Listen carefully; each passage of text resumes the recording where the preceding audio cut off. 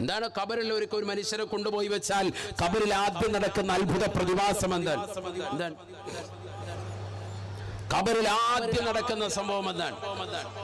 പഠിച്ചു വെക്കണേ. ഹബീബായ റസൂലുള്ളാഹി സ്വല്ലല്ലാഹു അലൈഹി വസല്ലമ തങ്ങളോട് അബ്ദുല്ലാഹി ഇബ്നു മസ്ഊദ് റളിയല്ലാഹു അൻഹു ചോദിക്കുകയാണ്, യാ റസൂലല്ലാഹ്, നബിയേ മാ അവ്വലു മാ യൽഖൽ മയ്യിതു ഇദാ ദഖല ഖബ്റഹു. ഒരു മനുഷ്യൻ അവനെ ഖബറിലേക്ക് കൊണ്ടുപോയി വെച്ചാൽ ഖബറിൽ ആദ്യമായി അവൻ അഭിമുഖീകരിക്കുന്ന വിഷയം ഏതാണ്?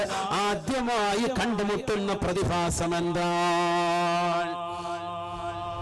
ഒരിച്ചിരി നീക്കിയേക്ക്, സ്വല്പം കുറച്ചാൽ മതി. മതി. അൽഹംദുലില്ലാ. ഖബറിൽ ആദ്യമായി കണ്ടുമുട്ടുന്ന പ്രതിഭാസം എന്താണ്? ഖബറിൽ ആദ്യമായി കണ്ടുമുട്ടുക? ആരോടാണ് ചോദിക്കുന്നത്? സയ്യിദുനാ റസൂലുള്ളാഹി. ആരാണ് ചോദിക്കുന്നത്? അബ്ദുല്ലാഹി ഇബ്നു മസ്ഊദ്. ഉറക്കെ പറയിൻ. സ്വഹാബിയാണ്. കൊച്ചാപ്പാടെ പേര് കേട്ടോലെ അനങ്ങാതിരിക്കേണ്ട, ഉറക്കെ പറയും. അബ്ദുല്ലാഹി ഇബ്നു മസ്ഊദ് റളിയല്ലാഹു അൻഹു. അവരെ കുറിച്ചൊക്കെ പറയാൻ ഒരുപാട് പറയണം. പരിശുദ്ധ പ്രവാചകർ സല്ലല്ലാഹു അലൈഹി വസല്ലമ തങ്ങൾ വിശുദ്ധമായ ഖുർആൻ ഇടയ്ക്കിടയ്ക്ക് അബ്ദുല്ലാഹി ഇബ്നു മസ്ഊദ് റളിയല്ലാഹു അൻഹുവിനെ കൊണ്ട് ഓദിക്കാറുണ്ടായിരുന്നു. ഹദീസിൽ കാണാം. എന്നിട്ട് പരിശുദ്ധ പ്രവാചകൻ ഇങ്ങനെ കരയും.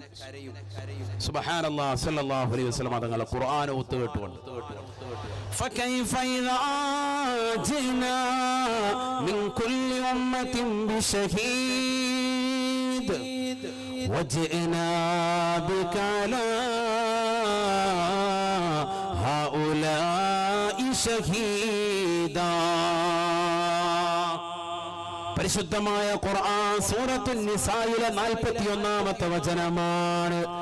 ആദരവായ പ്രവാചകർ സല്ലല്ലാഹു അലൈഹി വസല്ലമ തങ്ങൾ ബഹുമാനപ്പെട്ട അബ്ദുല്ലാഹി ഇബ്നു മസ്ഊദ് റളിയല്ലാഹു അൻഹുവിനോട് വിശുദ്ധമായ ഖുർആൻ ഓതാൻ ആവശ്യപ്പെടുകയാണ്.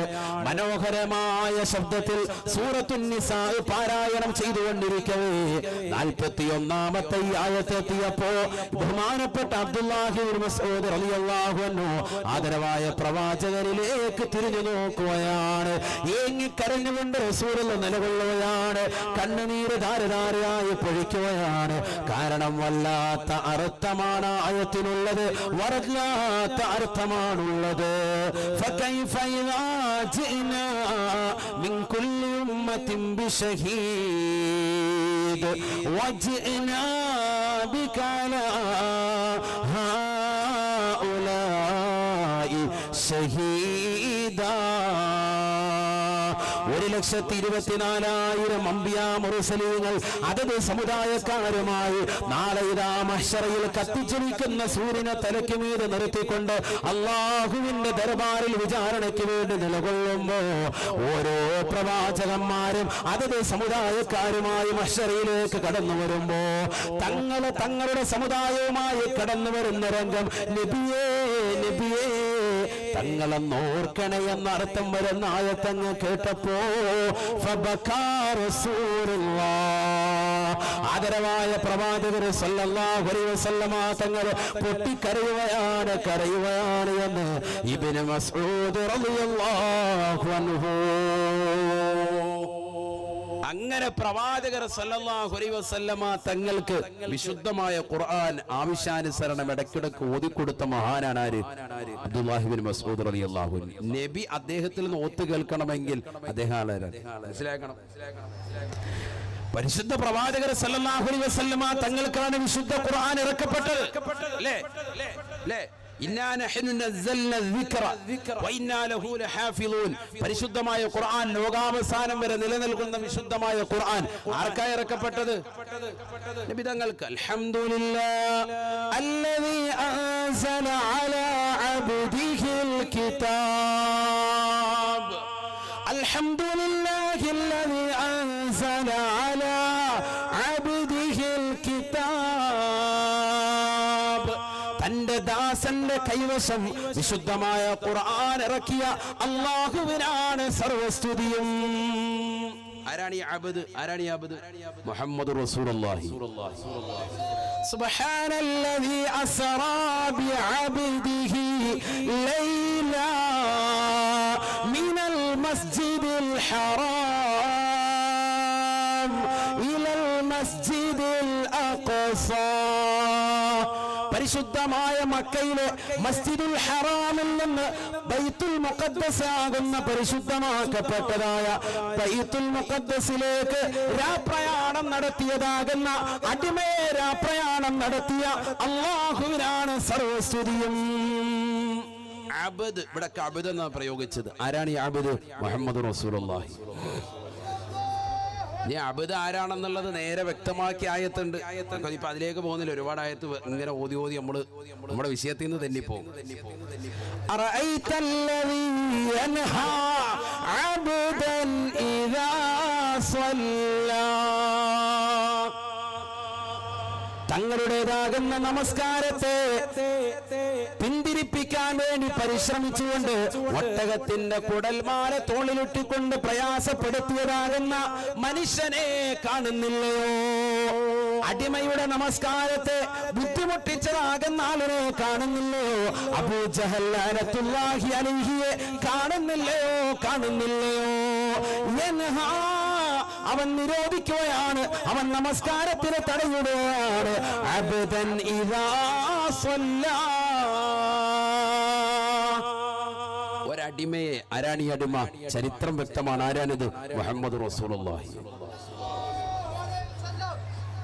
ഇതൊന്നുമല്ല, നേരിട്ട് നബിതങ്ങൾക്കാണെന്ന് പറഞ്ഞിട്ടുണ്ട്. നസ്സൽനാ അലൈക്കൽ ഖുർആന തൻസീല, നാം ഇറക്കി തങ്ങൾക്ക് വിശുദ്ധമായ ഖുർആനിനെ അവതരിപ്പിച്ചു. വിശുദ്ധമായ ആയത്ത്. അപ്പൊ അതിലേക്ക് പോകുന്നില്ല, അത് ഒരുപാട് വേറെ വിഷയം അതുമായി പറഞ്ഞത് യൂട്യൂബിലുണ്ട്, നിങ്ങൾ കേൾക്കുക. ഖുർആനുമായി ബന്ധപ്പെട്ടിട്ട് അല്ലാഹു തൗഫീഖ് തരട്ടെ. ഞാൻ തിരിച്ചു വരുന്നു. അബ്ദുല്ലാഹി ഇബ്നു മസ്ഊദ്. നമ്മൾ ഈ വിഷയം തന്നെ പൂർത്തീകരിക്കാൻ തന്നെ ഭയപ്പെടുകയാണ്, സമയം തികയുമെന്ന് ഓർത്തിട്ട്. അതുകൊണ്ട് ഞാൻ കൂടുതൽ മറ്റുള്ളതിലേക്ക് പോകുന്നില്ല. അബ്ദുല്ലാഹി ഇബ്നു മസ്ഊദ് റളിയല്ലാഹു അൻഹു, ബഹുമാനപ്പെട്ടവർ ഹബീബായ റസൂലുള്ളാഹി സ്വല്ലല്ലാഹു അലൈഹി വസല്ലമ തങ്ങളോട് ചോദിക്കുകയാണ്, നബിയേ മാ അവ്വലു മാ യൽഖൽ മയ്യിതു ഇദാ ദഖല ഖബറഹു. ഒരു മനുഷ്യനെ കൊണ്ടുപോയി ഖബറിൽ വെച്ച് കഴിഞ്ഞാൽ ഖബറിൽ ആദ്യമായി അഭിമുഖീകരിക്കുന്ന വിഷയം ഏതാണ്? ഖബറിൽ ആദ്യമായി കണ്ടുമുട്ടുന്നതായ അവസ്ഥ എന്താണ്? ആദ്യമായി ഖബറിൽ കണ്ടുമുട്ടുന്ന അത്ഭുതം. ഉടനെ അല്ലാഹുവിന്റെ റസൂൽ ഇബ്നു മസ്ഊദ് റളിയല്ലാഹു അൻഹുവിനോട് പറയുകയാണ്, ഇബ്നു മസ്ഊദ് മാ സഅലനി അൻഹു ഇല്ലാ അൻത.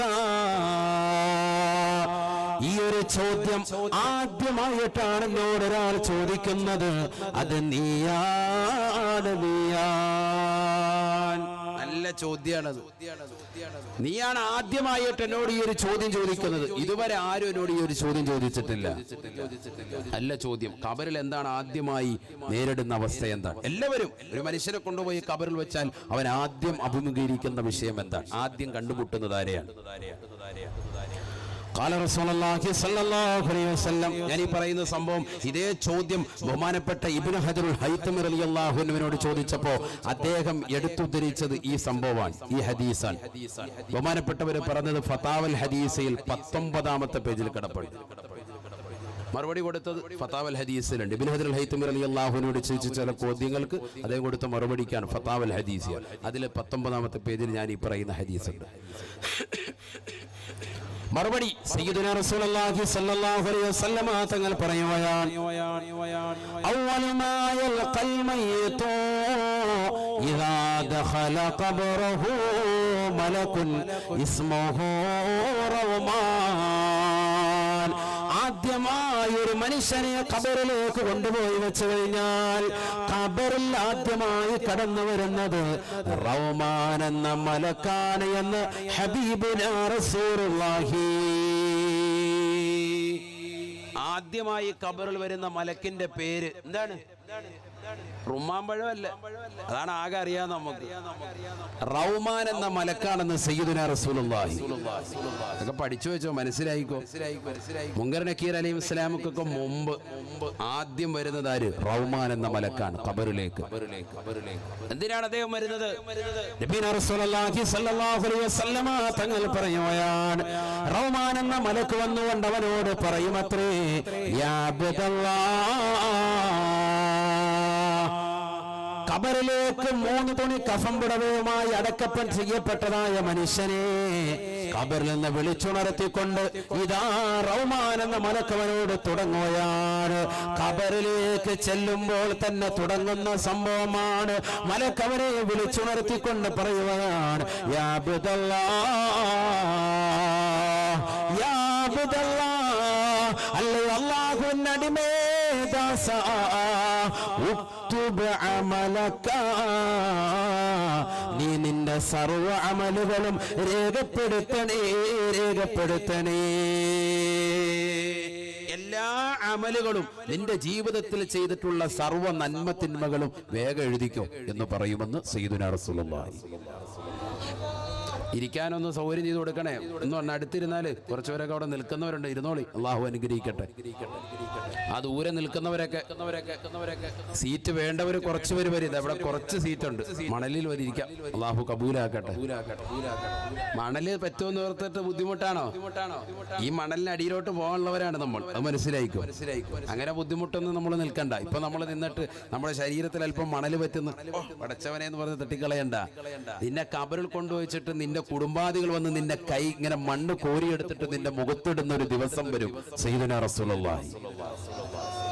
നിന്റെ തലഭാഗത്ത് കൊണ്ടുവന്ന് മിൻഹാ ഖലഖനാകും, ആദ്യത്തെ പിടി. രണ്ടാമത്തേത് ഫീഹാ നുഈദുകും, നിന്റെ നെഞ്ചത്ത് നിന്റെ നടുഭാഗത്ത് കൊണ്ടുവന്നിടും. നിന്റെ കാലിന്റെ ഭാഗത്ത് ഫീഹാ നുഖ്രിജുകും താറത്തൻ നുഖറ, 3 പിടി മണ്ണ് കൊണ്ടുവന്ന് മുഖത്തിടും. മനസ്സിലാക്കി? അങ്ങനത്തെ ഒരു ഘട്ടം വരും. ആദരവായ പ്രവാചകർ സല്ലല്ലാഹു അലൈഹി വസല്ലമ തങ്ങളുടെ ശരീരത്ത് പോലും ഇതേപോലെ കബറടക്കിയിട്ടിട്ടില്ലേ?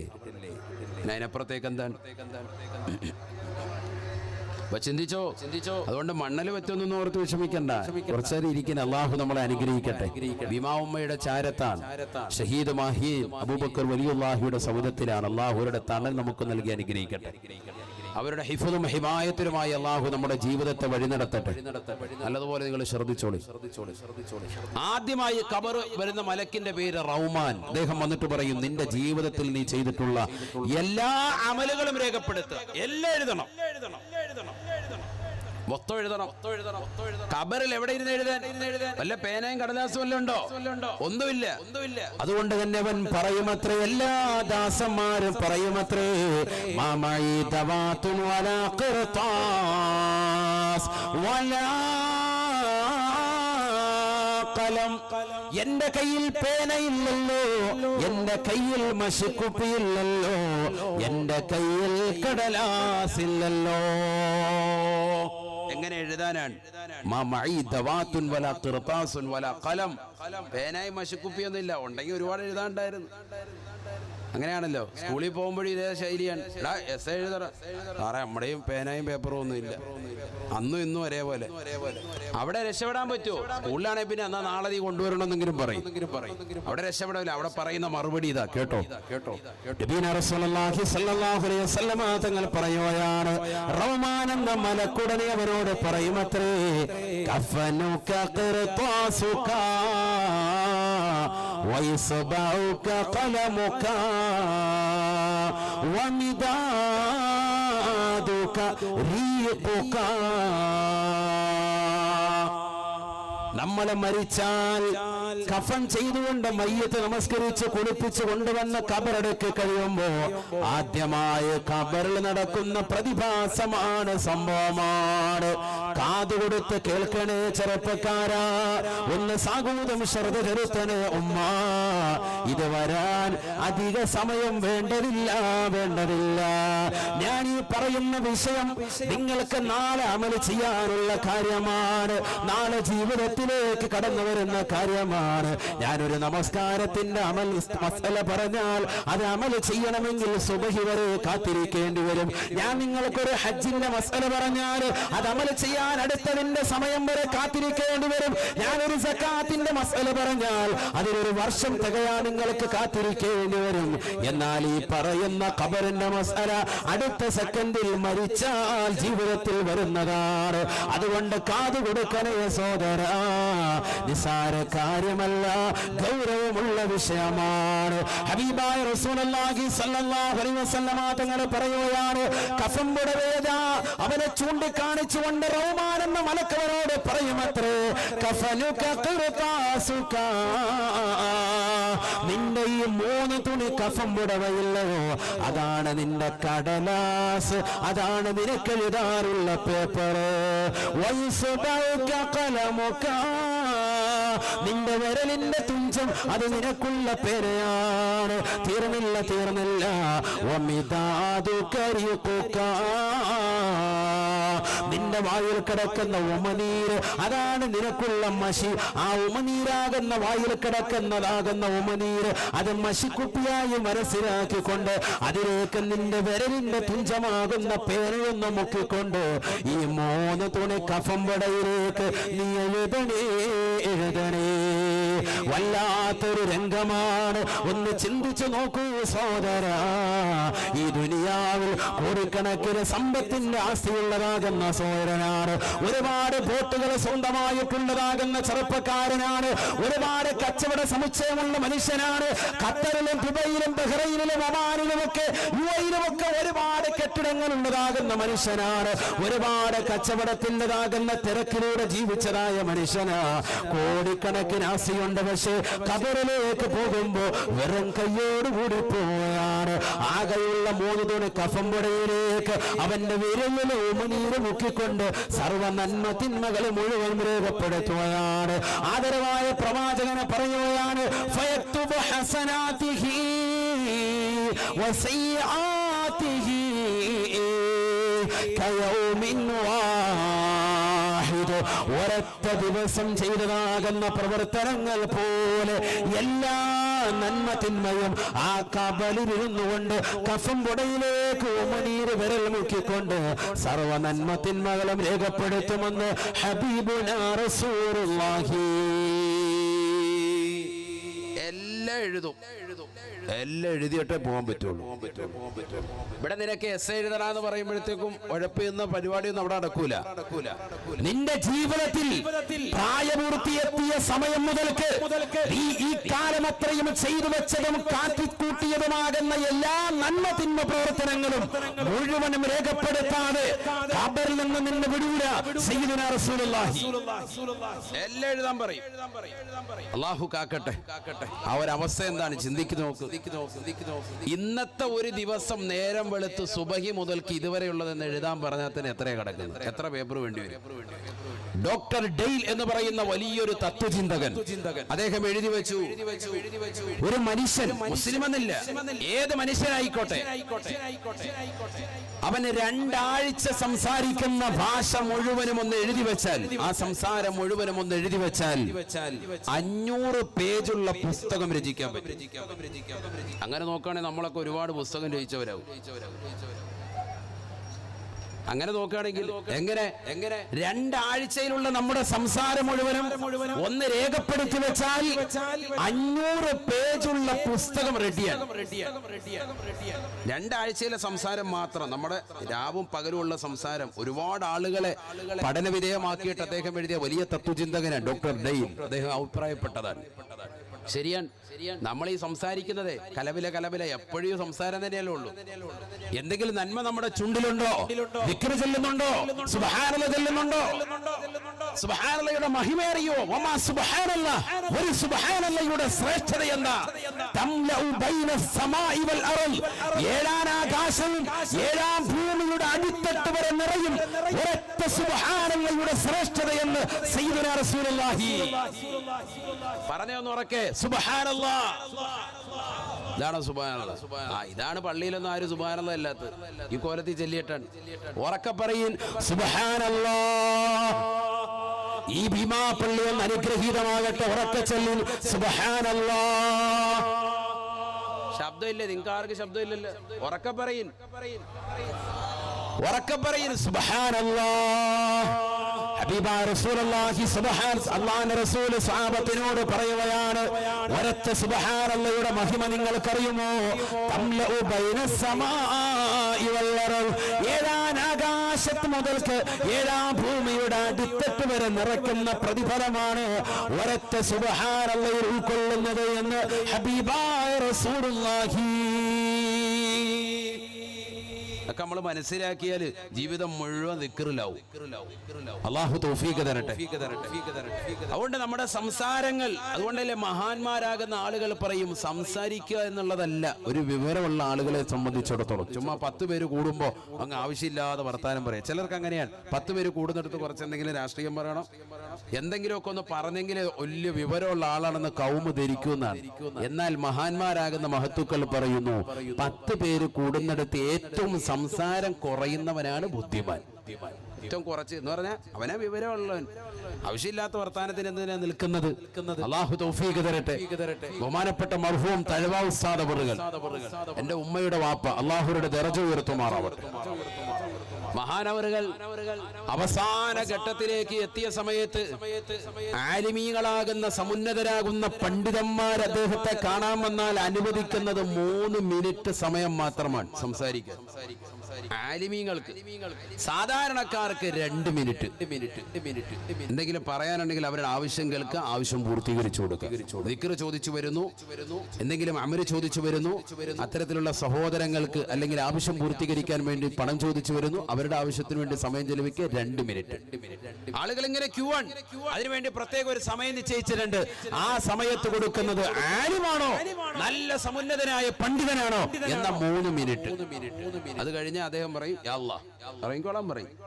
അല്ല ഇവിടെ ഇരിക്കട്ടെ 10 മിനിറ്റ്. മസലയാണ് ചോദിക്കുന്നത്, ഫഖഹിയായ മസലകളാണ് ചോദിക്കുന്നത്, പല വിഷയങ്ങളിലുള്ളതാകുന്ന കാര്യങ്ങൾ ചർച്ച ചെയ്യാനാണ് വന്നിട്ടുള്ളത്. എന്ത് വിഷയമായിക്കോട്ടെ 3 മിനിറ്റിനുള്ളിൽ തീർത്തോണം. അതിനപ്പുറത്തേക്ക് പിന്നെ ചർച്ചയില്ല. യാ അല്ലാഹ് ഖല്ലി വല്ലി വിട്ടോ വിട്ടോളാൻ പറയും ആരായിരുന്നാലും. എന്നിട്ട് അദ്ദേഹം പറയുന്നത്, എനിക്ക് അമൽ ചെയ്യാനുള്ള സമയമാണ് അല്ലാഹു തന്നിരിക്കുന്നത്, ഞാനിങ്ങനെ സംസാരിച്ചു കളയാൻ പാടുള്ളതല്ല. 3 മിനിറ്റ് കൂടുതൽ ആലിമീങ്ങൾക്ക് ഒരു ദിവസം കൊടുക്കൂല, പൊയ്ക്കോളാനാ പറയുന്നത്. കാരണം എനിക്കെന്റെ ജീവിതത്തിൽ അള്ളാഹു നൽകിയിരിക്കുന്ന ആയുസ് വളരെ കുറവാണ്. 60-70 വയസ്സ് മാത്രമാണ് മൊത്ത ഉമ്മത്തിൻ്റെതാകുന്ന സമുദായത്തിന്റെ ആയുസ്. അള്ളാഹുവിന്റെ റസൂൽ സല്ലല്ലാഹു അലൈഹി വസല്ലം തങ്ങൾ പറഞ്ഞിട്ടില്ലേ, അഅ്മാറു ഉമ്മത്തി മാ ബൈന 60 വ 70. 60-ന്റെയും 70-ന്റെയും ഇടയിലാണ് എന്റെ ഉമ്മത്തിന്റെ ആയുസ്. അതുകൊണ്ട് തന്നെ ഞാൻ എങ്ങനെ സംസാരിച്ചുകൊണ്ട് ഈ ഭൗതികമാകുന്ന കാലഘട്ടത്തിൽ കുറഞ്ഞ ആയുസിനിടയ്ക്ക് ഞാൻ എങ്ങനെ ഈ സാധാരണക്കാരോടും ഉലമായിനോടും 3 മിനിറ്റിൽ കൂടുതൽ ഇങ്ങനെ സംസാരിച്ചുകൊണ്ട് നിലകൊള്ളും? അമൽ ചെയ്യാനുള്ള എന്റെ സമയം നഷ്ടപ്പെട്ടുകൂടാ. അതുകൊണ്ട് നിങ്ങൾ പൊയ്ക്കോ, എനിക്കിതാ സുന്നത്ത് നമസ്കരിക്കണം, എനിക്ക് ദിക്റെടുക്കണം, എനിക്ക് ഇബാദത്ത് എടുക്കണം, എനിക്ക് എന്റെ കാര്യങ്ങൾ നിലകൊള്ളും. അങ്ങനെ ജീവിച്ചതുകൊണ്ടാണ് അവരൊക്കെ മഹത്തുക്കളായി തീർന്നത്. മനസ്സിലാക്കണം. നമ്മളാണെങ്കിലോ 10 ദിവസം ഒന്ന് ക്വാറന്റൈൻ ഇരുന്നാൽ മതി. ആരെയും സംസാരിക്കാൻ കിട്ടിയില്ലല്ലോ പടച്ചവനെ. പിന്നെ മൊബൈൽ ഫോൺ എടുത്ത് സണ്ണീലിയാനായിട്ട് കുറച്ചു നേരം വർത്താനം പറഞ്ഞ് അങ്ങനെ ഇരിക്കുക, അതും ഇതുമൊക്കെ കണ്ടുകൊണ്ടിരിക്കുക. ഇതാണ് നമ്മുടെ അവസ്ഥ. ഈ മൊബൈൽ ഉള്ളത് കൊണ്ട് പിന്നെ ക്വാറന്റൈൻ ഇരുന്നാലും കുഴപ്പമില്ല. ഹോസ്പിറ്റലിൽ ഒരുത്തം സുഖമില്ലാതെ കിടക്കുകയാണ്, അവനെ കാണാൻ പോയിരുന്നാലും അവൻ്റെ കട്ടിലേക്ക് എറിയുന്ന അവൻ്റെ മുന്തിരിയൊക്കെ വലിച്ചു കയറി തിന്ന് റാഹത്തായിട്ട് അവനെ കട്ടിലേയും താഴെ ഇടും. 10 മിനിറ്റ് അവിടെ പോയി ഇരിക്കും. പക്ഷെ അല്ലാഹ് അവനെ മൈൻഡ് ചെയ്യുന്ന പരിപാടിയില്ല. എന്തിനാണ് പോയതെന്ന് പോലും അറിയില്ല. ഇയാദത്തുൽ മരീദ് രോഗസന്ദർശനത്തിന്റെ മര്യാദ നമുക്കറിയില്ല. എത്ര കാര്യങ്ങൾ പഠിക്കാനുണ്ട്, ഒരുപാട് വിഷയങ്ങൾ പഠിക്കാനുണ്ട്. നബിയനാ റസൂലുള്ളാഹി സ്വല്ലല്ലാഹു അലൈഹി വസല്ലം തങ്ങൾ പറയുകയാണ്, ഒരു ദിവസം പോലെ അവനതാ സർവ്വ അമലുകളും രേഖപ്പെടുത്തുകയാണ്. പ്രായപൂർത്തിയെത്തിയ തലം മുതലുള്ള എല്ലാ നന്മ തിന്മകളും രേഖപ്പെടുത്തുകയാണ്. സുബ്ഹാനല്ലാഹ്, ഒന്ന് ചിന്തിച്ചു നോക്ക് നിങ്ങൾ. എന്താ നമ്മൾ ചെയ്തു വെച്ച പ്രവർത്തനങ്ങൾ? ഒരു ദിവസത്തെ എല്ലാം അടയാളപ്പെടുത്താൻ പറയുന്നത്. പ്രായപൂർത്തിയെത്തിയ തലം മുതൽ ഇതുവരെ നീ ചെയ്ത എല്ലാ അമലുകളും എങ്ങനെ ഓർത്തെടുക്കും? അള്ളാഹു ഓർമ്മ കൊടുക്കുമെന്നാണ് സയ്യിദുനാ റസൂലുള്ളാഹി. ഓർമ്മ അങ്ങോട്ട് കൊടുക്കും. അല്ലേ ഖുർആൻ പറഞ്ഞത് ഫബസറുക്കൽ യൗമ ഹദീദ്, ഇന്ന് നിനക്ക് ഉൾക്കാഴ്ച ഇട്ട് തരാൻ, ഇന്ന് മുതൽക്ക് നിനക്ക് കാഴ്ച കൂടുതലാണ്. എല്ലാ കാര്യങ്ങളും നീ മനസ്സിലാക്കാൻ തുടങ്ങും. മരണത്തോടുകൂടി ഉൾക്കാഴ്ച കൊടുക്കാൻ എല്ലാ കാര്യങ്ങളും അവന്റെ മനസ്സിലേക്ക് കടന്നു വരും. ജീവിതത്തിൽ അവന് അമൽ ചെയ്യാൻ പറ്റുന്ന അവസരങ്ങൾ ഉണ്ടായിരുന്നു, നമസ്കരിക്കാൻ പറ്റുന്ന അവസരങ്ങൾ ഉണ്ടായിരുന്നു, നോമ്പ് പിടിക്കാൻ പറ്റുന്ന അവസരങ്ങൾ ഉണ്ടായിരുന്നു, പാവങ്ങളുടെ കണ്ണീരപ്പാൻ പറ്റിയ അവസരങ്ങൾ ഉണ്ടായിരുന്നു. ഭീമാ ഉമ്മയുടെ ദർഗയിൽ നിന്ന് പുറത്തേക്ക് ഇറങ്ങിയപ്പോ വാവിട്ട് നിലവിളിച്ചുകൊണ്ട് തന്റെ പിഞ്ചു കുഞ്ഞിനെ മാറോടനച്ചുകൊണ്ട് അവന്റെ മുന്നിൽ വന്നുകൊണ്ട് പൊട്ടിക്കരുതാകുന്ന സഹോദരി ഉണ്ടായിരുന്നു. അവരെ സഹായിക്കാനുള്ള സന്മനസ്സില്ലാതെ പുച്ഛിച്ചു തള്ളിക്കൊണ്ട് പോക്കറ്റിൽ നിന്ന് പൈസകൾ നോട്ട് കണക്കിൽ എണ്ണിയിട്ട് അതിൽ ഒരു 5 രൂപ എടുത്തവരുടെ മുഖത്തേക്ക് എറിഞ്ഞിട്ട് അഹങ്കാരത്തോടുകൂടി കാറിൽ കയറിക്കൊണ്ട് ചീറിപ്പാഞ്ഞു പോയതാകുന്ന സഹോദരനല്ലേ നീ? ഒരുപാട് അവസരങ്ങൾ നഷ്ടപ്പെടുത്തിയവനാണ്. ഖേദിക്കുകയാണ്, ദുഃഖിക്കുകയാണ്. എല്ലാ അവസരങ്ങളും അവനന്ന് പടച്ചവന്റെ മുന്നിൽ സമാപനം പറയേണ്ടി വരും. അന്നവൻ വിഷമിക്കാൻ എല്ലാ അമലുകളും രേഖപ്പെടുത്തും. നബിയുനാ റസൂലുള്ളാഹി സ്വല്ലല്ലാഹു അലൈഹി വസല്ലം തങ്ങൾ പറയുകയാണ്, ജീവിതത്തിൽ അവൻ ചെയ്തു വെച്ചതാകുന്ന ഏതൊക്കെ നന്മകളുണ്ടോ തിന്മകളുണ്ടോ എല്ലാ അമലുകളും രേഖപ്പെടുത്തുകയാണ്. കയൗമിൻ വാഹിദ്, ഒരൊറ്റ ദിവസം ചെയ്തതാകുന്ന പ്രവർത്തനങ്ങൾ പോലെ കബറിലിരുന്നു കൊണ്ട് എഴുതി തീർക്കുമെന്ന് ഹബീബുനാ റസൂലുള്ളാഹി.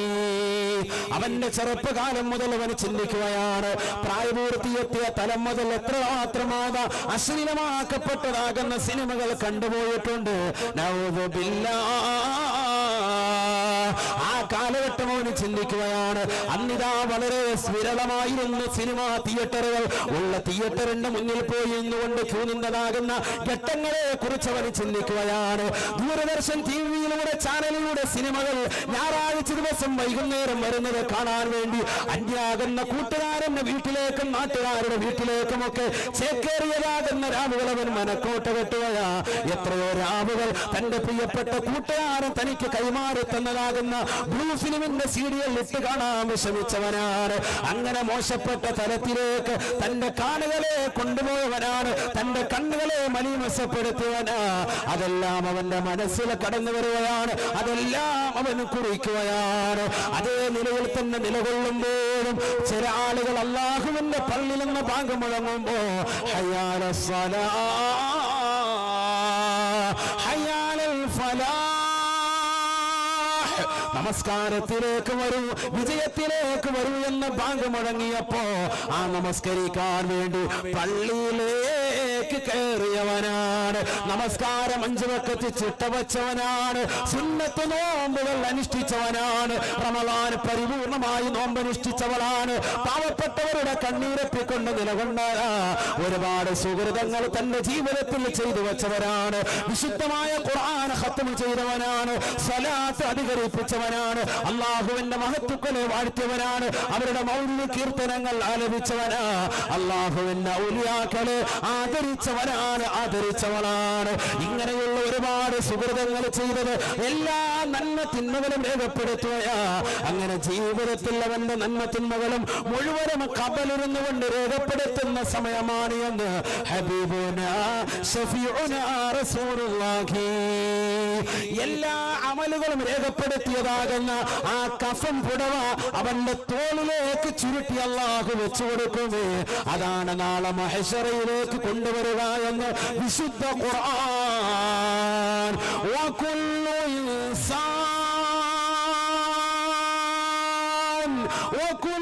ഇൻസാൻ